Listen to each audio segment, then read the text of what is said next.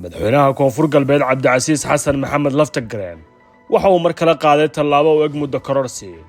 maalmo ka hor baarlamaanka koonfur galbeed Soomaaliya waxay ansixiyeen war murtiyeedkii madasha wadatashiga qaran ee la gaaray bishii May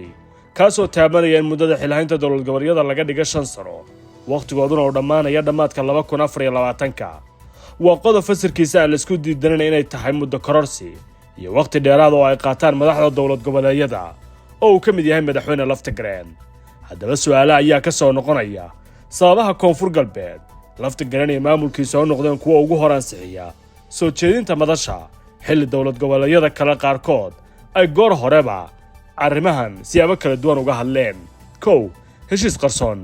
waxaa jira in madaxda saddex dowlad goboleed ay isku raacsan yihiin muddo kororsigan in la qaato saddexduba waxay u arkaan heshiiska oo meel maray inay kursiga ku sii joogi karaan oo geeraan cadaadis la'aan kaga yimaada dhanka dowladda federaaliga ee Soomaaliya si haddaba doonista saddex geesoodka looga shaqeeyo waa heshiiska madasha ansixiya Laftagareen oo imika ka cadaadis yar labada dhinac ee kale hadalka Xasan Sheekh ee Dhuusamareeb madaxweyne Xasan Sheekh oo Dhuusamareeb ka hadlay ayaa sheegay inuu san ka shaqeynaynin ku darsiga galmudug oo joogana doorasho laga rabo qorqor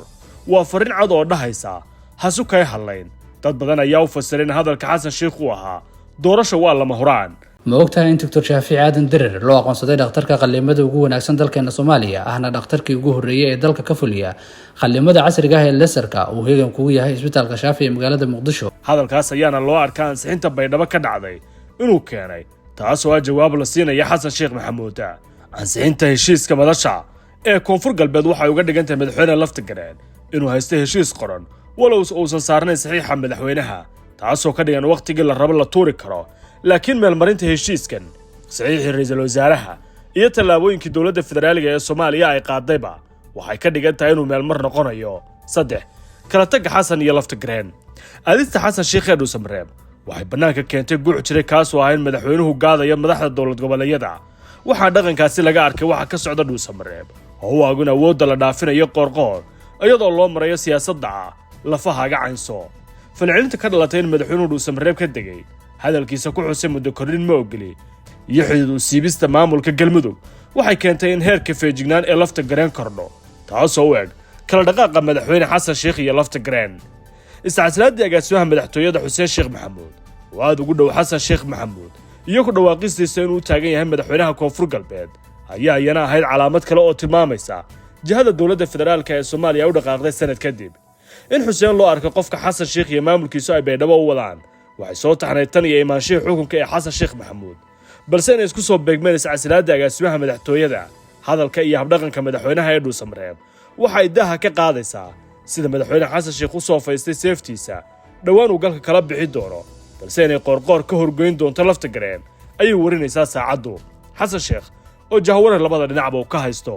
26 bishan waxaa la filayaa in madaxda dowlad goboleedyadu tagaan Dhuusamareeb ay geeyaan doodooda kuwa China laga hadli karin doorashooyinkooda oo aan waqtigooda faragelin lagu samayn karin laakiin kooxda madaxweyne Xasan Sheekh ee damacyadu kaga jiraan dowlad goboleedyada ayaa majaraha doonaya inay u qabtaan doodaha la hareereen cimriga dowlad goboleedyada la soo gaabiyo toodana ay meel mar noqoto Xasan waxa uu ku jiraa marxalad aan sahlayn oo ay marba dhinac u tuurayaan aragtiyaha loolamaya ay kala qabaan dhinacyada siyaasadeed ee qaarna ay la kooxda yihiin qaarna haystaan saxiixa iyo hoggaanka dowlad goboleedyada midda uu lumin karo jahwareer ayaa ka haysta midda la hubase waan Xasan Sheekh xilligan oo uu weysan yahay Puntland hal dowlad goboleed oo kale oo uu waayo ay uga dhignaan doonto guuldarro siyaasadeed dhankiisa inkasta oo qaar ka mid ah saaxiibada madaxweynuhu ay sheegayaan inuusan madaxweynuhu hadda cidna weji ka lahayn Laftagareen waxa uu ku jiraa sida uu sharciyada iyo awoodda ugu heli lahaa iska caabinta dagaalka ka soo socda dowladda federaalka ka soo bilowday dhinaca kale qaar ka mid ah kooxaha siyaasiyiinta ee hayeen ayaa u muuqda muddooyinkii ugu dambeeyay inay isaga isku tareen fuleen si ay uga badbaadaan damac uga yimaada fiilla Soomaaliya oo ay lafahooda wada jir u caynsadaan ugu dambaysi kasta ha ahaatee xayndaabka sharciga ee sulugmada badan haysta ee madasha oo baarlamaanka koonfur galbeed ay meel mariyaan si ay waqti dheeraad uga helaan maamul goboleedkooda waxay inoo sheegaysaa in Laftagareen aan sahal looga dhaqaajin karin Baydhabana ay ka maaranta Muqdisho in ka badan inta la isku danaysay sanad iyo bilaha uu xukunka joogay madaxweyne Xasan Sheekh laakiin dhanka madaxweynuhu wali waxaa laga tabinayaa wararka ku saabsan inuusan gaarin marxalad uu ka maarmo dowlad goboleedyada dalka gaar ahaan koonfur galbeed haddii aad ku nooshahay Amerika, Yurub, Canada waxaad si sahlan ugu diri kartaa lacag ehelkaaga iyo asxaabtaada adigoo isticmaalaya adeegga PayC waxayna toos ugu dhacaysaa adeegyadan kala ah EVC, Zad, Sahal iyo M-Pesa ballanteenu waa PayC.